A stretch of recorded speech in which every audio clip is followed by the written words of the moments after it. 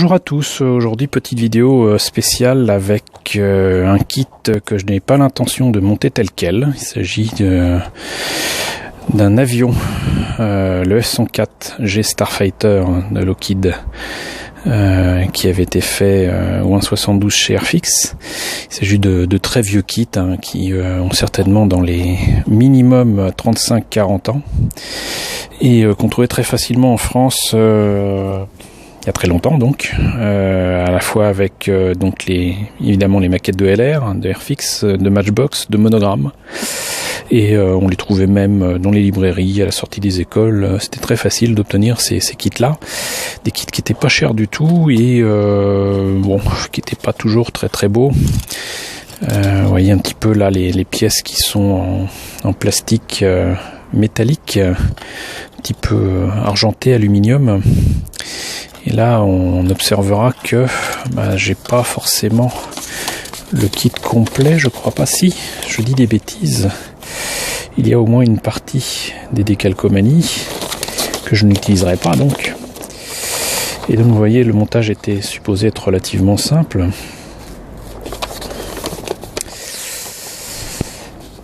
Et pour obtenir un modèle soit canadien, soit allemand. Mais ce qui m'intéresse ici, c'est de reprendre ce kit et d'en faire quelque chose de totalement différent.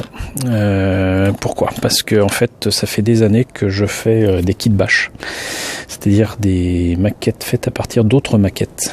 Et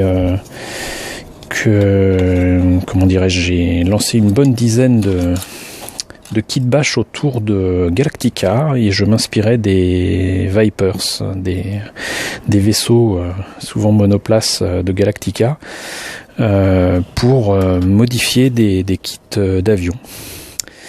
Et je vous ai présenté déjà un Raider Cylon à ma sauce fait à partir d'un Super Falcon, non pas un Super Falcon, j'ai dit n'importe quoi, un Super Hornet, voilà, c'était fait à partir d'un F-18, et là, étonnamment, c'est un kit que j'ai acheté en vide-grenier, pas cher du tout, et en réouvrant la boîte, j'ai eu une illumination, si j'ose dire, une révélation, à partir de cette pièce-ci. Et cette pièce-ci, je sais pas comment vous expliquer ça. Déjà, on va éviter que l'appareil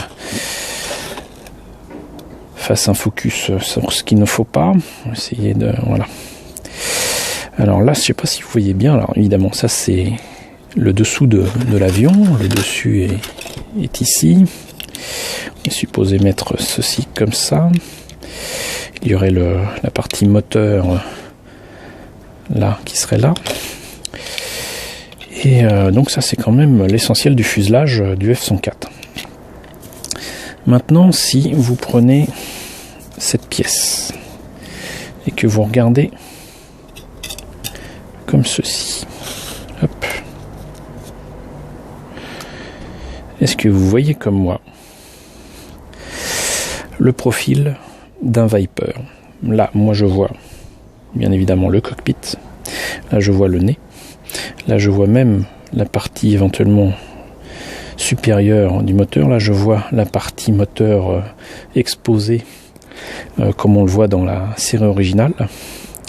Et je me dis que si je coupe cette pièce en deux, que je prends l'autre partie pour faire le dessus du Viper, et j'aurai déjà le fuselage, une partie du fuselage d'un Viper en kit bash. Mais ça s'arrête pas là, puisque en fait je pense que ça demandera un petit peu de modification ici, mais une fois ces deux parties coupées et recollées pour faire une partie supérieure du fuselage, je peux utiliser la partie supérieure du fuselage d'origine et éventuellement toucher un petit peu les ailes ici et avoir donc la partie inférieure du fuselage du Viper. Et pour compléter la partie moteur, il me suffirait entre guillemets de prendre par exemple ceci, qui fait partie encore une fois de la maquette d'origine, hein, pour faire, sinon la partie supérieure, sinon la partie inférieure, avec les entrées d'air. Pour la partie moteur, il y a toujours 3 moteurs dans le Viper, et j'ai tout ce qu'il faut aussi pour faire d'autres détails, etc. Rien n'empêche d'utiliser d'autres kits, mais voilà. Là, il y a par exemple un aileron qui serait parfait ici. Et rien n'empêche d'utiliser de toute façon d'autres pièces de kit. Évidemment, il me faudra d'autres pièces pour les réacteurs, mais là, par exemple, ça a beau être le réacteur d'origine, moi, ça me fait penser quand même vachement à une roue, un enjoliveur de voiture. Et ça, c'est pas ce qui me manque. Donc, vous voyez, j'ai tout ce qu'il faut pour faire un beau kit bash. J'ai le pilote. J'ai le cockpit, qui pour le coup d'ailleurs ressemblerait au Viper de Caprica.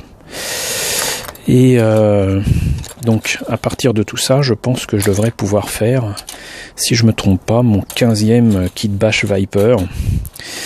Qui me permettra de fêter très certainement bientôt les 10 ans des débuts de ce fabuleux projet qui a débuté d'ailleurs, si je me rappelle bien, à partir déjà d'un kit 1.72 d'Airfix.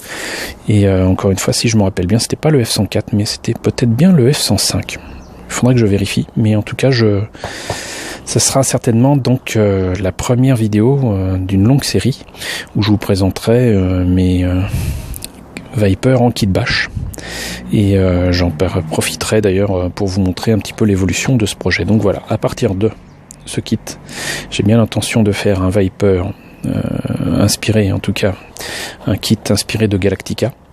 Et voilà, donc j'espère que ce projet vous intéresse et vous passionne autant que moi.